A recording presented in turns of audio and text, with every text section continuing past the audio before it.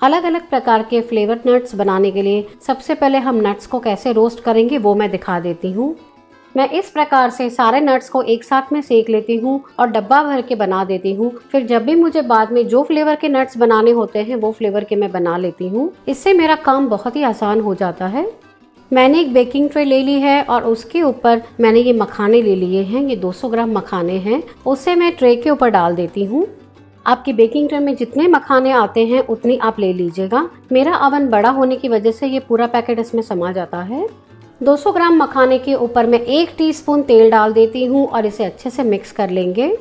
जब हम नट्स को रोस्ट करते हैं तब उसके अंदर बहुत ही कम ऑयल लगता है। अगर आपने यही नट्स को तल के लिया तो उसमें बहुत ज़्यादा ऑयल एब्जॉर्ब होता है या घी एब्जॉर्ब होता है, इसलिए इस प्रकार से सेक के लेना बहुत ही अच्छा रहता है। मैं अभी ये ओवन में कर रही हूँ, पर अगर आपके पास ओवन नहीं है तो ये सारा प्रोसेस आप पैन के अंदर नहीं तो कुकर के अंदर भी कर सकते हैं। मैंने ओवन को 180 डिग्री के ऊपर गर्म करने के लिए रख दिया था। ओवन को सिर्फ 5 मिनट ही गर्म करना है। जब ओवन गर्म हो जाएगा तब मैं ये ट्रे को अंदर रख दूंगी और 5 मिनट के लिए मखाने को रोस्ट करूंगी। ओवन गर्म हो चुका है। अब मैं मखाने की ट्रे को अंदर रख देती हूँ और इसे 5 मिनट के लिए रोस्ट करेंगे। 5 मिनट हो चुके हैं। मैंने ट्रे को बाहर निकाल लिया है। दोस्तों, अभी ये गर्म है तो इसे कम्प्लीटली ठंडा करने के बाद डब्बे में भर देंगे। इस प्रकार से आप एक साथ में बहुत सारे नट्स को रोस्ट कर सकते हैं। और अगर आप प्रोफेशनली ऑर्डर्स लेते हैं तो इस प्रकार से एक साथ में सारे नट्स को रोस्ट करके रख दीजिएगा और फिर जो फ्लेवर के आपको ऑर्डर हो उस फ्लेवर के नट्स बना के आप तुरंत अपने क्लाइंट को दे सकते हैं। इस प्रकार से सीखे हुए नट्स करीबन 1.5 महीने तक बहुत ही अच्छे रहते हैं। सिर्फ इसे एयर टाइट कंटेनर के अंदर स्टोर कीजिएगा। और अगर आपको लगे कि कई बार ये ऐसे होता है कि कई बार डब्बा खुला रह गया और ये थोड़े से सिल गए, तो आप इसे वापस 5 मिनट के लिए रोस्ट करके इसे बैलेंस कर सकते हैं। मैंने मखाने को रोस्ट कर लिया है। अब मैं आपको बादाम सिखा देती हूँ। मैंने एक बेकिंग ट्रे ले ली है और उसके ऊपर मैं बादाम डाल देती हूँ। मैंने यहाँ पे ½ kg बादाम लिए हैं। 1 टीस्पून तेल, चाहे तो आप यहाँ पे बटर का भी उपयोग कर सकते हैं, पर बटर वाले जो रोस्ट किए हुए बादाम हैं वो बहुत ही लंबे समय तक फ्रेश नहीं रहेंगे, उसमें थोड़ी स्मेल आ जाती है। तो आप हो सके तो इस प्रकार से ऑयल का ही उपयोग कीजिएगा। मैंने सारे बादाम के ऊपर ऑयल चढ़ा दिया है। अब मैं इसे ओवन में 180 डिग्री के ऊपर 5 मिनट के लिए रोस्ट कर लेती हूँ। 5 मिनट हो चुके हैं और बादाम बहुत ही अच्छे से रोस्ट हो चुके हैं। अब मैं इसे ठंडा कर लेती हूँ और फिर मैं डब्बे में भर दूंगी।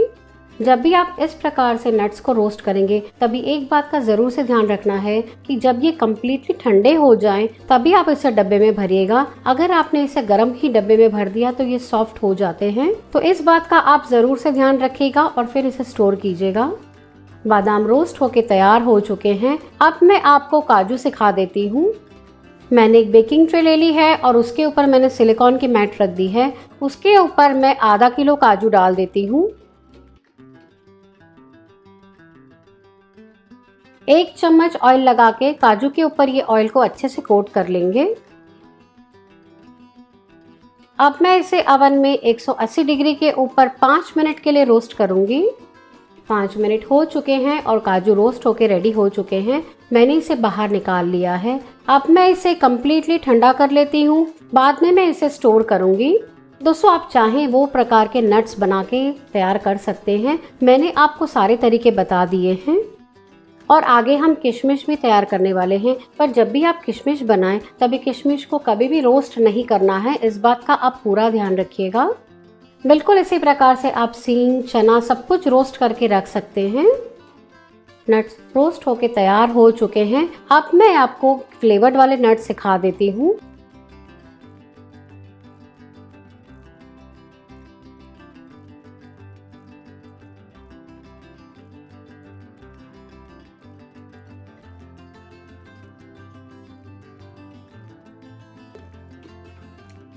ब्लैक करंट मखाना बनाने के लिए मैंने एक बेकिंग ट्रे के ऊपर मैट लगा ली है और उसके ऊपर मैं 1 कप मखाना ले लेती हूँ।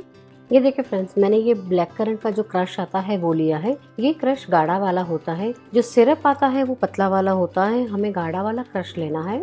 ये करीबन 1 से 1.5 टेबलस्पून जितना मखाने के ऊपर लगा लेंगे। क्रश को अच्छे से मखाने पे लगा लेंगे। सारे मखाने के ऊपर क्रश अच्छे से कोट हो जाए, इस बात का पूरा ध्यान रख के हम तैयार करेंगे।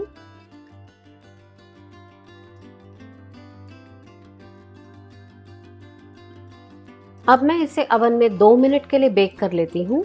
2 मिनट हो चुके हैं, मैंने ट्रे को बाहर निकाल लिया है। ये देखिए फ्रेंड्स, थोड़े ये गर्म हो चुके हैं और बढ़िया तैयार हो चुके हैं। मैंने 1/4 कप कैस्टर शुगर ली है, उसे मैं मखाने के ऊपर लगा देती हूँ। मैं इसमें केवल आधा कैस्टर शुगर ही लगाऊंगी। आधा कैस्टर शुगर जब मखाना तैयार हो जाएगा तब हम लगाएंगे। मैंने अच्छे से मखाने के ऊपर कैस्टर शुगर लगा ली है। अब मैं मखाने को 5 मिनट के लिए बेक कर रही हूँ। 5 मिनट हो चुके हैं, मैंने मखाने को बाहर निकाल लिया है। अब जो बची हुई कैस्टर शुगर है वो भी इस पे लगा देंगे और मिक्स कर लेंगे।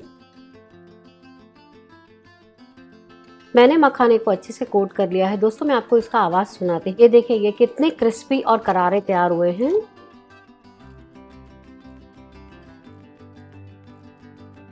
अभी ये गर्म है, लेकिन ठंडे होने के बाद ये और क्रिस्पी हो जाते हैं। अगर आप इसे बेक करते हैं और आपको लगे कि इसमें सिरप बच गया है, तो आप इसे थोड़ी देर के लिए बेक कीजिएगा और इससे सिरप ड्राई हो जाएगा और मखाने और क्रिस्पी हो जाएंगे। मैं आपको इसे तोड़ के बताती हूँ। ये देखिए दोस्तों, ये बहुत ही क्रिस्पी और करारे तैयार होते हैं। हमारे ब्लैक करंट मखाना बनके तैयार हैं।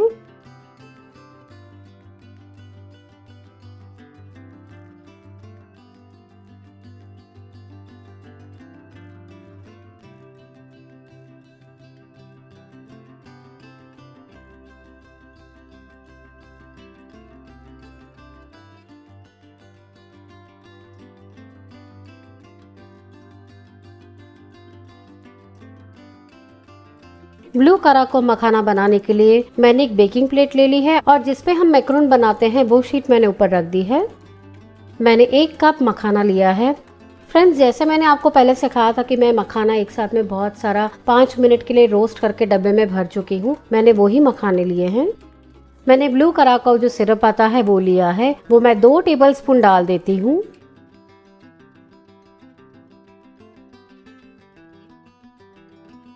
और अब मैं मखाने को अच्छे से मिक्स कर लेती हूँ। फ्रेंड्स, मैं इस प्रकार से हाथों से ही मिक्स करती हूँ, जिससे सिरप अच्छी तरीके से मखाने पे लग जाएगा।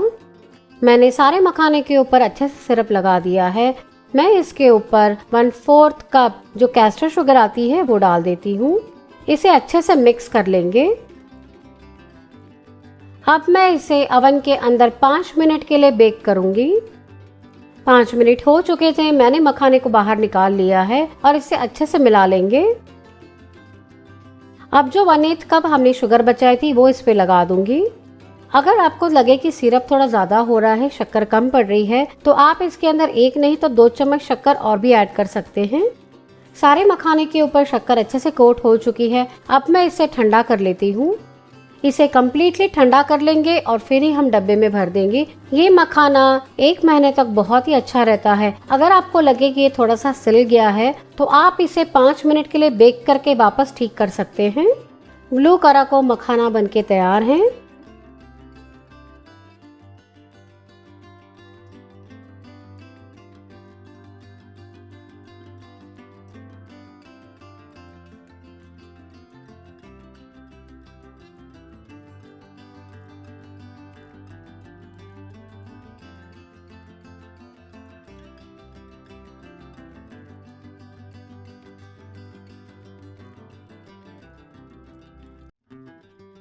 चटपटे कैशू बनाने के लिए मैंने एक बेकिंग ट्रे ले ली है और उसके ऊपर मैंने बटर पेपर रख दिया है। उसके ऊपर रोस्ट किए हुए 1 कप कैशू ले लेती हूँ।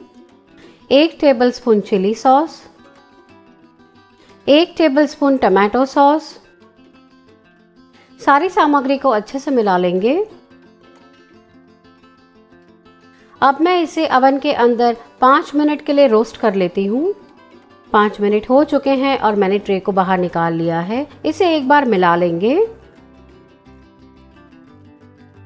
अब हम इसके ऊपर जो मसाला करने वाले हैं वो कर लेते हैं। मैंने एक मिक्सी का जार ले लिया है। 1 टेबलस्पून चिली फ्लेक्स, तीखापन आप अपने टेस्ट के हिसाब से कम या ज़्यादा ले सकते हैं। 1 टेबलस्पून ऑरिगेनो, 1/4 टीस्पून संचल पाउडर जिसे ब्लैक सॉल्ट भी कहा जाता है, 1 टीस्पून भुना हुआ जीरे का पाउडर, अब मैं सारी सामग्री को ग्राइंड कर लेती हूँ। ये देखिए फ्रेंड्स, मैंने इसे ग्राइंड कर लिया है। अब हमने जो कैशू लिए हैं उसे एक प्लेट में निकाल लेंगे।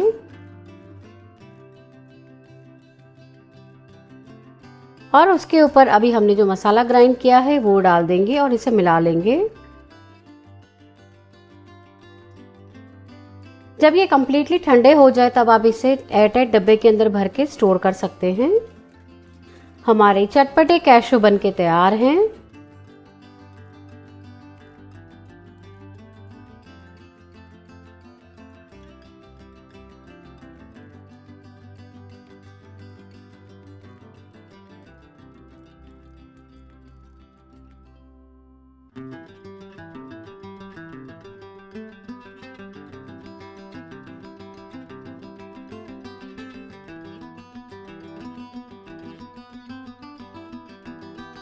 चीज़ी कैशू बनाने के लिए मैंने एक बेकिंग ट्रे ले ली है और उसके ऊपर मैंने बटर पेपर ले लिया है। बटर पेपर मैंने 2 लिए हैं। उसके ऊपर मैं 1 कप काजू डाल देती हूँ। काजू को मैंने रोस्ट करके रखा था, डब्बा भर के मैंने उसमें से लिए हैं। उसके ऊपर मैं चीज़ स्प्रेड लगा देती हूँ। मैं इसे हाथों से ही लगा लेती हूँ जिससे ये काजू के ऊपर अच्छे से स्प्रेड हो जाएंगे।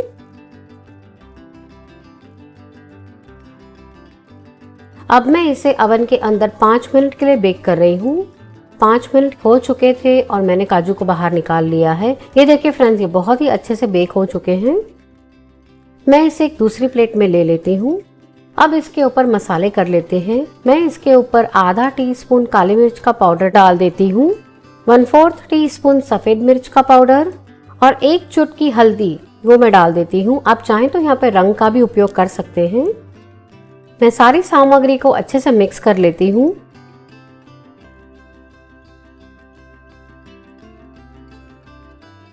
दोस्तों, इस पे थोड़ा सा मसाला नहीं चढ़ रहा है तो मैं इसके पे थोड़ा ऑयल लगा देती हूँ और इसे मिक्स कर लेंगे। कभी भी आपके साथ इस प्रकार से हो तो थोड़ा सा ऑयल का उपयोग कर लीजिएगा, जिससे ये अच्छे से मसाले चढ़ जाएंगे। हमारे चीज़ी काजू बन के तैयार हो चुके हैं।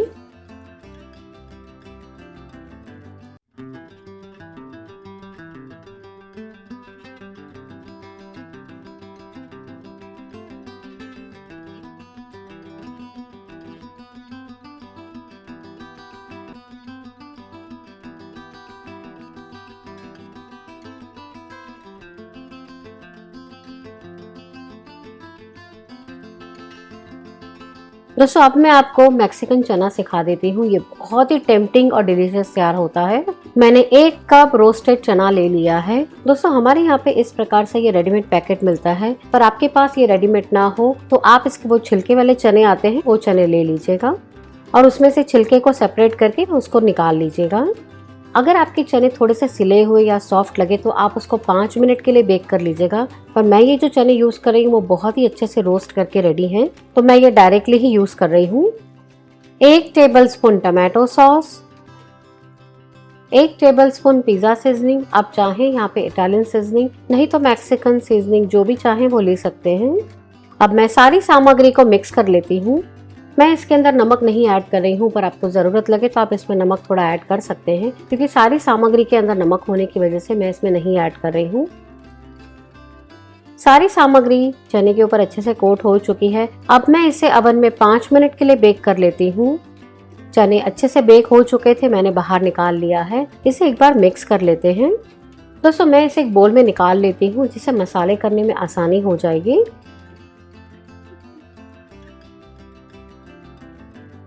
अब मैं इसके ऊपर 2 टेबलस्पून चीज पाउडर डाल देती हूँ और इसे अच्छे से मिक्स कर लेंगे। मैं इसे हाथों से अच्छे से मिक्स कर लेती हूँ।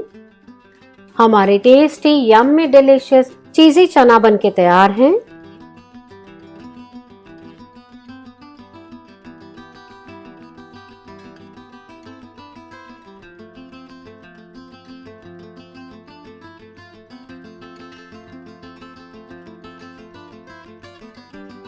अब मैं आपको किशमिश सिखा रही हूँ। हम चीज़ी किशमिश बना रहे हैं। दोस्तों, किशमिश बनाने के लिए हमें कभी भी किशमिश को पहले से बेक करना नहीं है, हम डायरेक्टली ही इसे प्रोसेस में लेंगे। नहीं तो क्या होगा, अगर आपने इसे बेक किया तो ये ज़्यादा ड्राई हो जाएंगी। तो जब भी आप किशमिश को बनाएं तब इस बात का ज़रूर से ध्यान रखिएगा।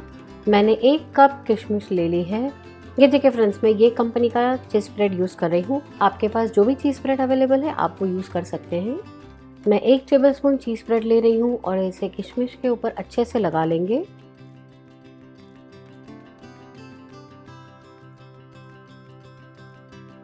सारे किशमिश के ऊपर चीज़ स्प्रेड कोट हो चुका है। अब मैं इसे 5 मिनट के लिए बेक कर लेती हूँ। 5 मिनट हो चुके थे और मैंने ओवन में से ट्रे को बाहर निकाल लिया है। ये देखिए बहुत ही अच्छे से ये बेक हो चुकी हैं। अब हम इसके ऊपर मसाले कर लेते हैं। 1 टेबलस्पून इटालियन सीजनिंग, आप चाहें तो पिज़्ज़ा सीजनिंग का भी उपयोग कर सकते हैं। और मैंने ये चीज़ पाउडर लिया है। ये आपको बहुत ही आसानी से ऑनलाइन, नहीं तो जहाँ पे डिपार्टमेंटल स्टोर है वहाँ पे मिल जाता है। मैं करीबन 2 टेबलस्पून जितना चीज़ पाउडर डाल रही हूँ और इसे अच्छे से मिक्स कर लेंगे। फ्रेंड्स, अगर आप बच्चों के लिए बना रहे हैं तो हमने जो सीजनिंग ऐड की है वो भी आप अवॉइड कर सकते हैं। और वो सीजनिंग के अंदर नमक होने की वजह से हमें इसके अंदर एक्स्ट्रा नमक ऐड करने की कोई भी ज़रूरत नहीं है। हमारी चीज़ी किशमिश बनके तैयार है।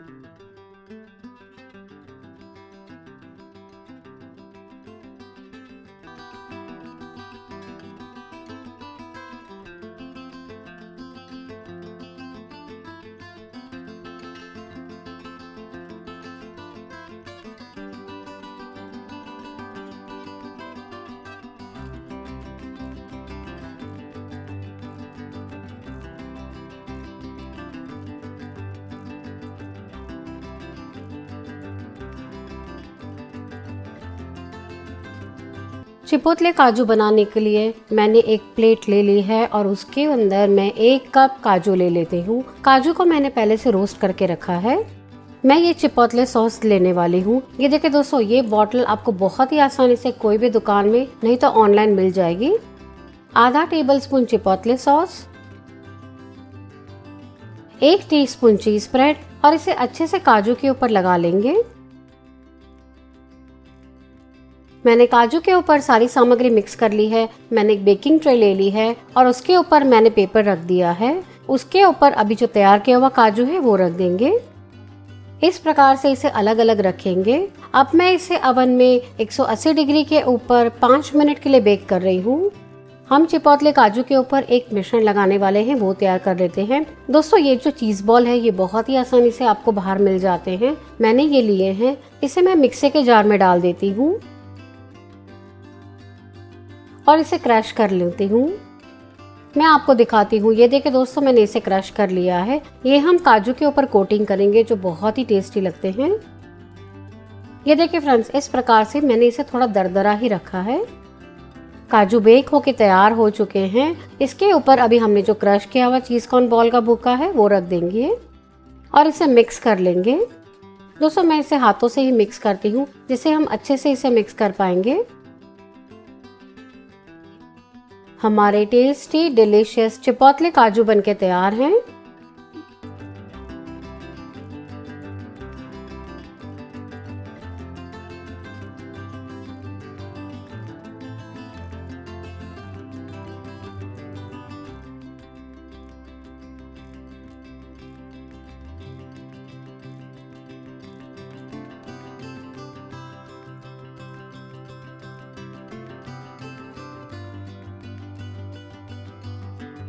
रोस्टेड चॉकलेट बादाम बनाने के लिए मैंने एक बेकिंग ट्रे ले ली है और उसके ऊपर मैं 1 कप रोस्टेड बादाम ले लेती हूँ। मैंने 1/4 कप चॉकलेट ले ली थी और उसको मैंने माइक्रोवेव कर लिया है। उसे मिक्स कर लेंगे। ये देखिए दोस्तों, इस प्रकार से चॉकलेट बहुत ही अच्छे से मेल्ट हो चुकी है। अब मैं इसे बादाम के ऊपर डाल देती हूँ। चॉकलेट को बादाम के ऊपर अच्छे से लगा लेंगे। आप चाहें तो जो रेडीमेड सॉस मिलता है चॉकलेट का वो भी ले सकते हैं, पर मैं हमेशा इस प्रकार से ही इसे तैयार करती हूँ। मैंने बादाम के ऊपर चॉकलेट लगा ली है। अब मैं इसके ऊपर कैस्टर शुगर लगा देती हूँ। मैंने 1/4 कप कैस्टर शुगर ली है। बादाम के ऊपर मैंने कैस्टर शुगर अच्छे से लगा ली है। अब मैं इसे ओवन में बेक करने के लिए रख देती हूँ। मैं इसे ओवन के अंदर 5 मिनट के लिए बेक कर रही हूँ, और नहीं तो जब तक ये बादाम कम्प्लीटली ड्राई नहीं हो जाती तब तक मैं इसे बेक करूँगी। 5 मिनट हो चुके थे, मैंने बादाम को बाहर निकाल लिया है। ये देखिए दोस्तों, बहुत ही अच्छे से ये ड्राई हो चुकी है। उसके ऊपर मैं कैस्टर शुगर लगा देती हूँ और इसे अच्छे से मिक्स कर लेंगे। दोस्तों अब ये बादाम गरम है, इसके लिए आपको थोड़ा सा सॉफ्ट लगेगा, पर जब ये ठंडी हो जाएगी तब ये एकदम क्रंची तैयार हो जाती है। तो मैं इसे ठंडा कर लेती हूँ, फिर मैं आपको दिखाती हूँ।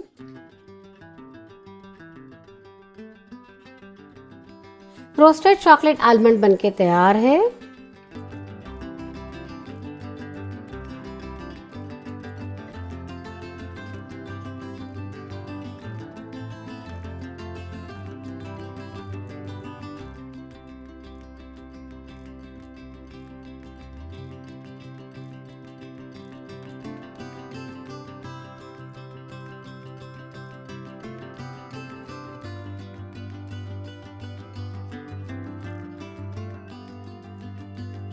चॉकलेट मखाना बनाने के लिए मैंने एक प्लेट के अंदर 1 कप मखाना ले लिया है। मखाने को मैंने पहले रोस्ट कर लिया था, वो लिया है। उसके ऊपर मैं 1 टीस्पून कोको पाउडर डाल देती हूँ। मैंने यहाँ पे डच कोको पाउडर का उपयोग किया है, पर अगर आप स्वीटेन कोको पाउडर का उपयोग करते हैं तो आप इसके अंदर कोको पाउडर की मात्रा बढ़ा दीजिएगा। 2 टेबलस्पून कंडेंस मिल्क। अब सारी सामग्री को अच्छे से मखाने के ऊपर लगा लेंगे।